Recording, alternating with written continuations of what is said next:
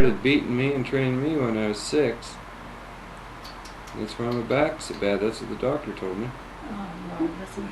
Blaming his back on me now. I have nothing to do with that back, I'm telling you. The doctor said you beat it so much with a big club that it damaged all the discs in the back. Oh, Lord. You needed your butt paddled lots of times, but you never got it. I always threatened I was going to give it to him, but by the time he got back in, you remember the time you made holes all in my wall in your bedroom? No, I never did Uncut that. calendars, Colleen, you can't imagine. They hung calendars all over the wall, so it was a perfect disgrace. And I told him this day, I said, you got to get those calendars down. Oh, we liked those calendars. So they cooked a lunch and went up the creek. So I was going to, we used calcimine in them days, it wasn't paint. And so I was going to house clean. So I went to work and took the calendars all down, and do you know, I don't know how they got them so square. And it was full of baby holes.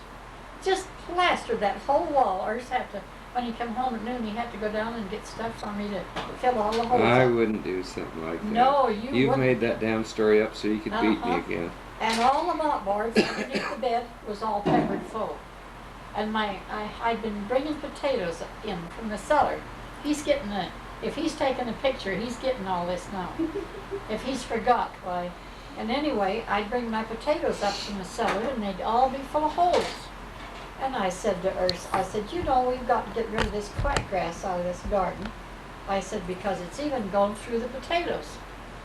And I come to find out these dang kids had went down the cellar and filled my potatoes full of holes with this BB gun that he had. And he had some bandy chickens that was really cute. And the neighbors' kids down there had put some kid's eyes out with the BB gun. And so then Floyd says, can I have a BB gun? And I said, no, you're not old enough for no BB gun. I said, when you get old enough so you know what to do, well, I said, maybe you can have one, but you can't have one now. So he traded these chickens out for this BB gun. And then he started going down the cellar and using my potatoes for target. And then they'd come in, and I don't know when they ever made the holes in the walls, but they was just absolutely full. If I could have got a hold of those kids that day, I'd have beat the tar out of them. But when you come home that night, you Yeah, didn't I was, think, did you? I was cooled down. Sure. Oh, he got a little tongue thrashing, but that's all. You guys still would have been Yeah, she bad. felt guilty. She beat me so damn much most of the time. Yeah, he's admitting a little bit of it now. She'd play sick and make me mop the floor and Oh, you do all the dishes. And River. I'd even have to pack my own wash water in to wash the clothes. I remember when we didn't have the bathroom in then, and we had the bathtub put in. They even brought the boiler in and heated the water in the boiler so they could use the bathtub. Well, hell, we'd have 8 people bath in the same water. Oh, God. I'd always be first and I'd pee in the tub.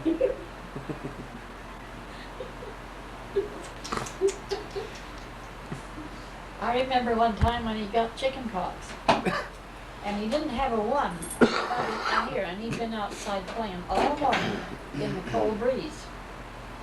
And he wanted to go to the show, and I said, well, you got to bath first, so he gets this great big tub in. I don't know who ever got that. But anyway, he had this big tub, and he put the bath water in it. And he hollered, Ma, come here. I went in there, and he was plastered with chicken pox, and there were scabs on him. He'd had them for 2 or 3 days. And there he'd been outside playing in the breeze. Well, I was just sick. And I said, get out of that tub. He said, why? And I said, well, you've got chicken pox. He said, well, that won't stop me from going to the show, will it? And I said, you bet it will. I said, you've exposed every kid in school. Well, I'll tell you, I was the one that was sick because he just pestered me to death to go outside. And I couldn't send him to school. It was me that done the suffering and not him. He wasn't sick a minute. But oh, Lord. And I'll tell you, if kids nowadays had to go through what we used to have to put a boiler on the stove, boil all our diapers, put lye water in them. We didn't have bleach those days. And when the kids bathed, they had to put the boiler on and heat the water and put it into a great big tub. And, oh Lord, I don't know how we ever got by. And then we had an outside toilet that if it was cold, why they'd forget to close the door, and then the next time the next one went, why we had a broom out in there and they had to sweep the snow off the seat and use old catalogs for toilet paper. Oh brother. And you tell the kids that nowadays, they don't believe you. I remember those days. They tell you. And then we used to have to wear flour sack underwear. I remember we used to have those swings that went across the gym. And I remember old President Woods' daughter, Olive, that married old Glenn Nielsen. She had some lace on the bottom of her pants. And so I went home to Mother and I said, couldn't I have a little lace on the bottom of my pants? Just old flour sack pants, mind you. And Mother says, well, what for?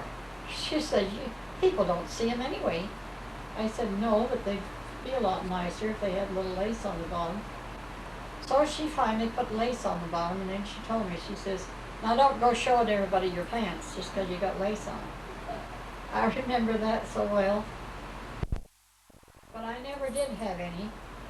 Mother never used the flour sacks that had the print on them. My mother did. Did she? Yeah.